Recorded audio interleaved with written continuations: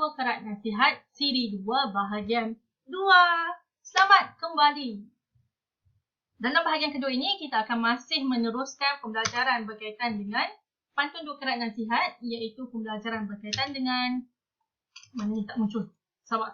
Berkaitan dengan memahami huraian maksud pantun 2 Kerat Nasihat. Di mana ada 3 kriteria kejayaan yang awak semua perlu capai, iaitu yang pertama, untuk menyatakan 2 jenis maksud. Cikgu dah baca komen yang awak berikan dalam video bahagian pertama. Betul, sekiranya awak menulis bahawasanya 2 jenis maksud ialah 2 jenis maksud tersebut ialah maksud tersurat dan maksud tersirat, maka jawapan awak betul, tepat dan awak telah berjaya mencapai kriteria kejayaan yang pertama. Kalau awak masih lagi belum untuk menulis jawapan berkaitan dengan 2 jenis maksud yang ada pada pantun 2 Kerat Nasihat ni, sila pergi ke bahagian 1 video cikgu untuk siri kedua ni dan tinggalkan komen di bawah berkaitan dengan apa 2 jenis maksud tersebut.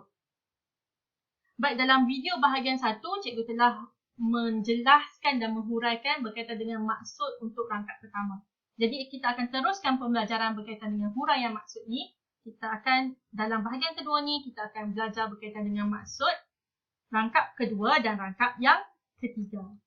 Mari kita mulakan pembelajaran. Ayo. Ini adalah rangkap kedua. Sarang semut dalam gelap, orang selimut selalu lelap. Untuk rangkap kedua ni, jelas menunjukkan adanya pembayang dan adanya maksud. Sarang semut adalah pembayang, maksud adalah orang selimut selalu lelap. Jadi untuk memahami huraian maksud, kita hanya akan lihat kepada yang warna hijau ni. Okey, yang warna hijau ni. Orang selimut selalu lelap. Kita akan tengok. Sebelum tu, apa yang dimaksudkan dengan lelap? Cikgu terdengar orang tanya, cikgu, lelap tu maksud dia apa cikgu? Ini maksud dia ya. Lelap dalam kamus Dewan edisi keempat membawa maksud lena. Lena tu apa? Lena tu ialah awak tidur dalam keadaan nyenyak dan sangat lena. Tidur. Dia boleh, biasanya kita akan kaitkan lelap dengan ini ialah tidur. Ya, jadi betul lah orang selimut selalu tidur. Awak duduk dalam selimut, lama-lama mesti awak akan tidur. Jadi secara tersuratnya, secara tertulis, sekaligus bila awak baca je orang selimut selalu lelap, maksud dia ialah orang yang asyik berbaring di dalam selimut akan menjadi orang yang kuat tidur. Jadi cikgu nak tanya, sepanjang tempoh PKP, PKPB, PKPP ni, awak banyak duduk dalam selimut ataupun awak banyak duduk dekat tempat lain? Sekiranya awak banyak duduk dalam selimut, maksudnya kuat tidur. Tanya PKP ni. Ini adalah maksud secara tersurat. Apa yang penulis nak sampaikan, apa yang penulis tulis secara tersuratnya, secara sekali imbasnya bermaksud orang yang selalu berbaring di dalam selimut, dia akan tidur. Namun begitu, awak kena tahu secara tersiratnya. Orang yang kuat tidur ni secara tersiratnya selalu dikaitkan dengan malas.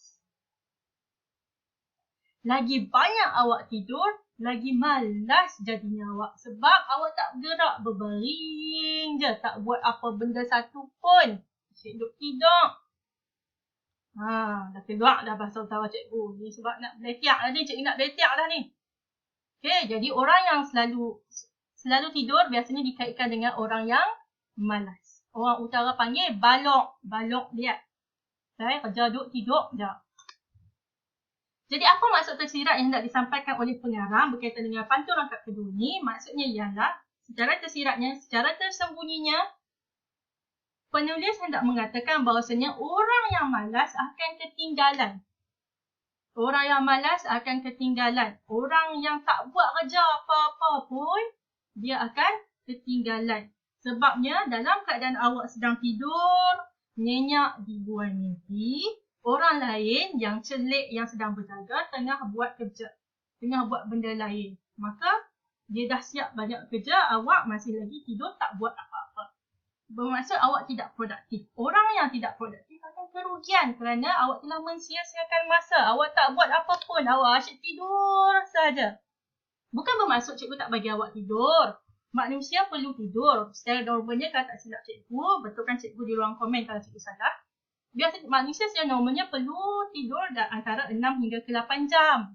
8 jam lah biasanya. Tapi kalau awak tidur lebih daripada 8 jam, itu maksudnya awak telah mensia-siakan masa. Awak telah banyak masa digunakan untuk tidak buat apa-apa. Okay. Cuba awak reflect balik, cuba awak imbas kembali balik, muhasabah diri sepanjang tempoh PKP sepanjang sekolah tutup ni, awak banyak tidur ke tak? Sekiranya banyak tidur, cikgu nasihatkan lepas ni kurangkanlah tidur, bangunlah anak-anak dan buatlah perkara-perkara yang mendatangkan manfaat kepada diri awak sendiri. Contohnya tolong mak di dapur, tolong mak potong bawang untuk masak, tolong mak sapu lantai dan buka buku dan pelajari subjek-subjek yang sepatutnya awak pelajari. Namun begitu cikgu yakin yang menonton video cikgu ni insya-Allah semuanya rajin-rajin belaka. Sebab kalau tak rajin tak tengoklah video cikgu kan. Jadi penulis juga hendak sampaikan dalam rangkap kedua ni, kerajinan akan memberikan manfaat kepada diri sendiri. Jadi lepas ni bangunlah anak-anak, bangunlah daripada dibuai mimpi, bangun berjihadlah anak-anak di medan pembelajaran ni, di medan ilmu ni. Teruskan belajar ya anak-anak. Baik, cikgu tak boleh, cikgu kena masukkan sedikit letter. Bukan letteran, cikgu tak letter ni, cikgu kena nasihat. Cikgu masukkan nasihat dalam nasihat-nasihat yang ada dalam pantun 2 kerat nasihat ini. Baik, selesai berkaitan dengan rangkap kedua. Iaitu berkaitan dengan tersuratnya orang yang baring selalunya akan kuat tidur. Dan maksud secara tersiratnya jangan jadi malas. Malas bermaksud awak ketinggalan. Baik, sekarang kita akan masuk kepada rangkap ketiga.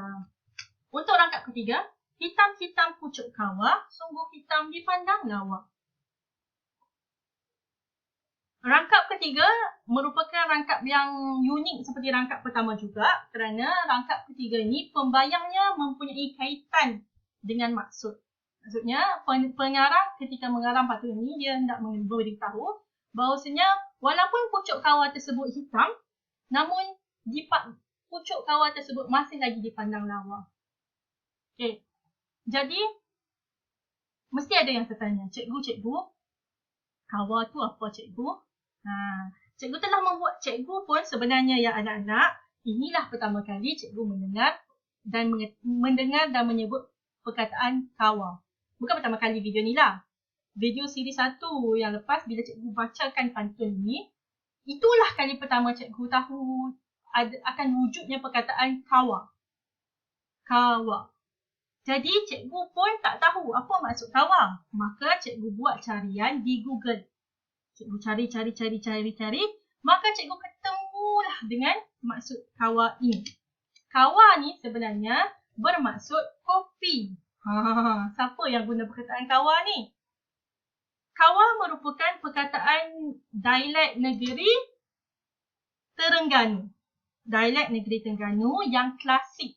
Dialek lama. Orang Terengganu dulu-dulu bila sebut kopi dia tak sebut kopi, dia sebut kawah. Jadi kawah bermaksud kopi. Ini buktinya cikgu membuat carian. Di dalam kamus dewan edisi keempat, kawah bermaksud merupakan istilah Terengganu bermaksud kopi ataupun pokok kopi. Dan kawah ni juga adalah merupakan sejenis tumbuhan. Ini spesies dia. Canarium purpurascens. Jadinya, sebab cikgu nak tahu kenapa penulis letakkan pucuk kawah dekat sini. Kenapa tak masukkan pucuk lain, pokok lain. Jadi apabila dikaitkan dengan kopi, maka cikgu tahulah kenapa dia katakan hitam-hitam pucuk kawah. Mungkin dia nak gambarkan berkaitan dengan kopi tu hitam. Ataupun pucuk tu sendiri, pucuk kawah tu ataupun pokok kan ada pucuk. Mungkin penulis nak sampaikan kat sini pucuk kawah tu warna dia hitam. Mungkin sebab cikgu tak jumpa, cikgu tak pasti pucuk kawah ni warna apa sebenarnya. Tapi mungkinlah warna hitam sebab telah ditulis hitam-hitam pucuk kawah. Sungguh hitam dipandang lawa. Sebab bila dia tengok balik pucuk tu warna hitam. Tapi dia pandang tengok, cantik lah warna pucuk ni. Itu yang secara tersurat hendak disampaikan oleh penulis, pengarang. Di mana dia hendak sampaikan bahawasanya warna hitam tidak bermakna buruk atau tidak cantik. Dan secara tersiratnya, kita boleh kaitkan dengan warna kulit. Biasanya orang akan kata, ini adalah sejenis kefahaman yang salah ya, cikgu nak betulkan dekat sini. Sekiranya awak mempunyai pemikiran bahawasanya menjadi putih itu adalah cantik, awak salah. Warna kulit tidak menggambarkan kecantikan seseorang. Tak kisahlah warna kulit awak putih ke, sawo matang ke, kuning langsat ke, hitam manis ke. Semua warna kulit itu adalah cantik. Semua warna kulit adalah cantik dan tiada warna kulit yang tidak cantik. Ini cikgu nak tegaskan dekat sini. Buang pemikiran dan fahaman bahawasanya menjadi putih itu adalah cantik. Sekali lagi cikgu ulang. Menjadi putih tidak semestinya menunjukkan awak cantik. Kerana kecantikan dan keindahan manusia itu tak terletak pada kulit. Tak terletak pada warna kulit anak-anak. Orang tengok cantiknya diri awak tu pada peribadi, pada hati awak, pada akhlak awak. Itu baru menunjukkan kecantikan dan keindahan, bukan warna kulit. Jadi jangan obses untuk jadi putih sehingga awak menggunakan produk-produk yang tidak bagus, yang tidak disahkan oleh Kementerian Kesihatan bahawasanya produk itu selamat. Jangan guna produk timbang kilo, jangan tertipu dengan produk-produk yang sentiasa menggalakkan awak untuk menjadi putih. Ingat, ini pesanan ikhlas kepada cikgu. Macam cikgu, warna kulit cikgu cantik ni. Cikgu tak kata warna kulit cikgu tak cantik. Cantik. Okay. Jadi, nasihat lain yang hendak disampaikan oleh penulis ni ialah warna kulit tidak seharusnya menjadikan seseorang itu rasa rendah diri atau tidak berkepentingan. Sekiranya awak merasakan awak mempunyai warna kulit yang gelap, yang tidak cerah, yang hitam manis, jangan jadikan itu faktor untuk awak rasa rendah diri. Jangan sampai awak kemurungan. Sampai awak kata, aku tak cantik, kulit aku warna gelap, kulit aku hitam. Jangan sampai begitu ya. Sebab cikgu ulang lagi, keindahan dan kecantikan manusia tidak terletak pada warna kulit, sebaliknya terletak pada hati. Hati yang bersih akan menunjukkan peribadi dan diri yang cantik. Dan sekiranya orang Islam, untuk orang Islam, Tuhan Allah tidak melihat kepada awak punya warna kulit, kepada awak punya fizikal, sebaliknya Allah akan melihat kepada ketakwaan. Sebab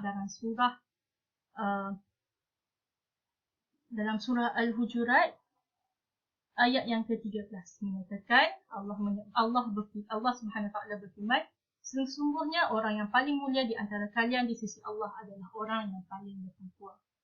Jadi Allah tidak menyatakan tentang warna kulit, sebaliknya Allah menyatakan dengan ketakwaan. Itu adalah mesej yang disampaikan dalam tangkap ketiga.